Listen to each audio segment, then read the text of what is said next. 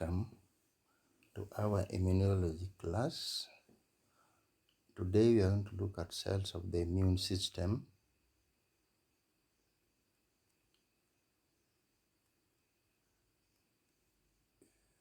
So cells of the immune system, as we saw, originate from red bone marrow.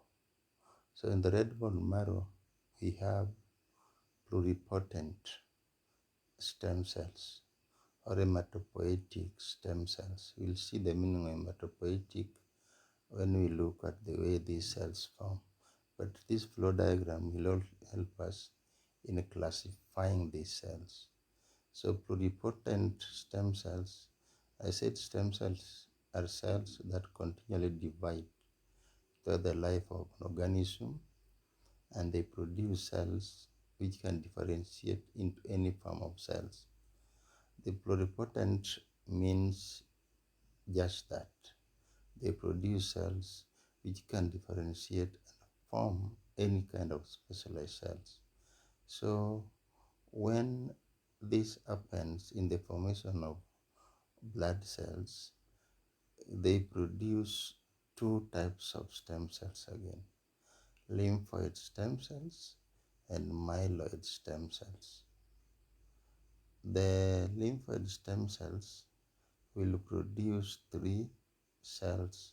Again, these are null cells, B cells, and T cells. These cells are referred to as lymphocytes. They take a lot of time in the lymph nodes and lymph ducts, and that's why they were named lymphocytes. Then the myeloid lineage of the myeloid stem cells give rise to monocytes, neutrophils, eosinophils, and basophils. These cells are mainly phagocytic cells. They are mainly phagocytic cells, and these other cells are mainly involved, B cells and T cells, in the adaptive immune system, while these ones are involved mainly in the immune system plus the null cells. So we'll find that neutrophils, eosinophils, and basophils are referred to as granulocytes. My pointer cannot reach down there, the granulocytes. So the granulocytes have granules in the cytoplasm. The cytoplasm have granules. Granules, we said earlier, are just lysosomes. Lysosomes, we know, are organelles in cells which should be containing enzymes which are used for digestion. So they contain very many biologically active substances, microbicides, and very many other substances which are used just in killing and engulf microorganisms. Their granules or lysosomes are so prominent that you can see with the light microscope. That is why they were called granulocytes, also granules. These other cells have lysosomes, we know. There's no cell you can access to a lysosome, but theirs are too minute,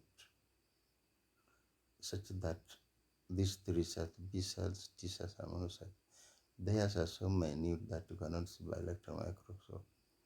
So they were called agranulocytes. That is, they had no granules, but under electron microscope, those things will be seen. And null cells are on this other end, but they are granulocytes. They are the only lymphoid lineage which have granules, and they are much larger than these other two, B cells. Cells of lymphoid lineage are referred to as lymphocytes, we've said. So these are the only lymphocytes which have granules, and they are much larger than B and T cells. So these are the cells that we are going to look at diagrammatic presentation of each, but there are terms here that will confuse us all the time. The term is leukocyte, either written with C or K. Leukocyte written with C or K. That term only means white blood cells in general. It is to differentiate from lymphocytes, which means a group of white blood cells also, which are B cells, T cells, and NK cells. So we should differentiate leukocytes from lymphocytes. Leukocytes are general name for white blood cells. Lymphocytes are a group of white blood cells, which we are going to see why they are different from this other one. So right here, we have the first schematic presentation of these cells. We have erythrocytes, which are red blood cells. They are not involved in immunity, but they are involved in carrying oxygen around the body in tissues. Platelets are involved in innate immunity by forming blood clotting, so prevent secondary infection of the wound, but we may not discuss much here.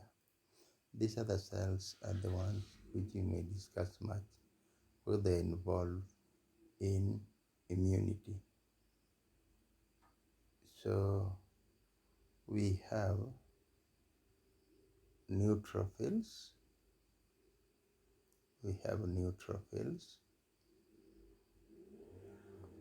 then we have eosinophils,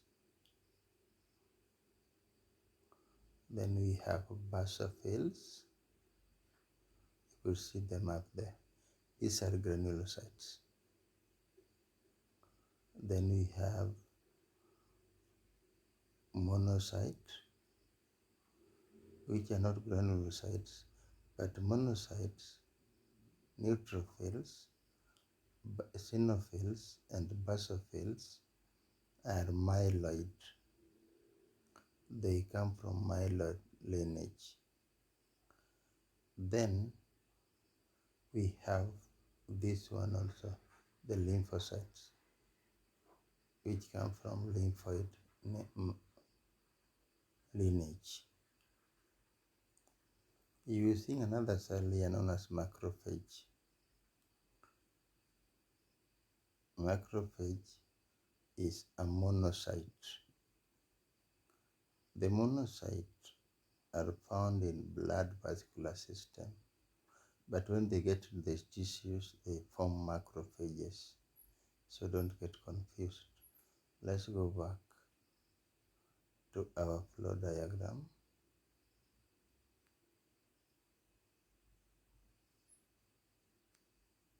Go back to our flow diagram. You can see basophil.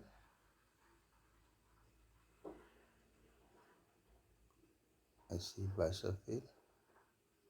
Below it I've written mast cell. Then you can see monocytes. Below it I've written macrophages. So monocytes and macrophages are the same. Basophil and mast cells are the same. So monocytes are found in blood, but when they migrate to tissues and they reside there, they change to macrophages.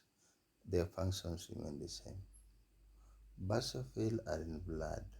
When they enter the tissue, they change to mast cells. Their function remain the same. So remember that. Let's go down to this schematic presentation of cells again. You will see that neutrophils, all these cells, the granulocytes, have lobed nucleus.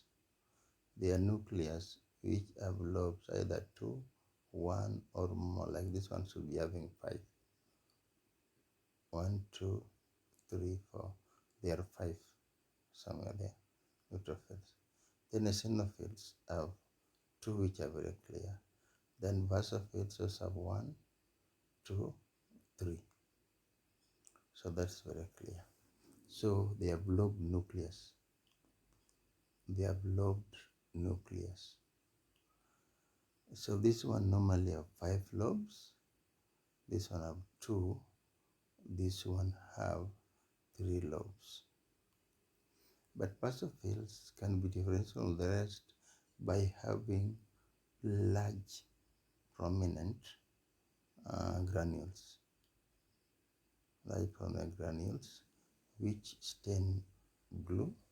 These ones have many granules, but pinkish or reddish. The granules here seem to be very small in size compared to the rest. They are tiny, but very many, also turning pink or something like that. So you can easily differentiate it. In fact, what we try to do is that during the practicals, we'll try to let you identify, try to identify these cells by watching them or observing the slides, prepared slides. If you can identify and differentiate neutrophil, eosinophil, and basophil. If you can do that, then that would be a good beginning. Then we move on to lymphocytes. Lymphocytes have a characteristic large nucleus and a very narrow cytoplasm. That is how to know them.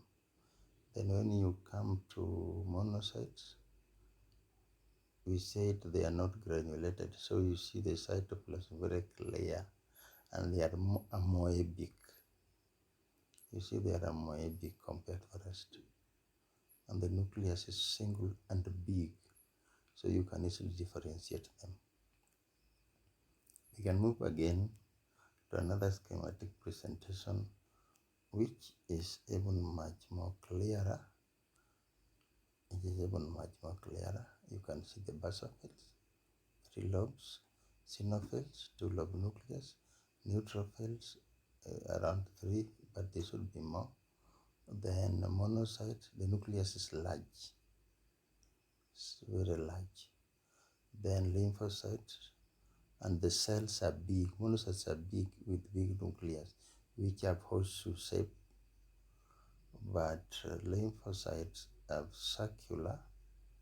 They are circular, and the nucleus is circular, but nucleus compared to the cytoplasm is so big, making the cytoplasm so narrow. In this one, the cytoplasm is even big, although the nucleus is big, which means the cell is generally big.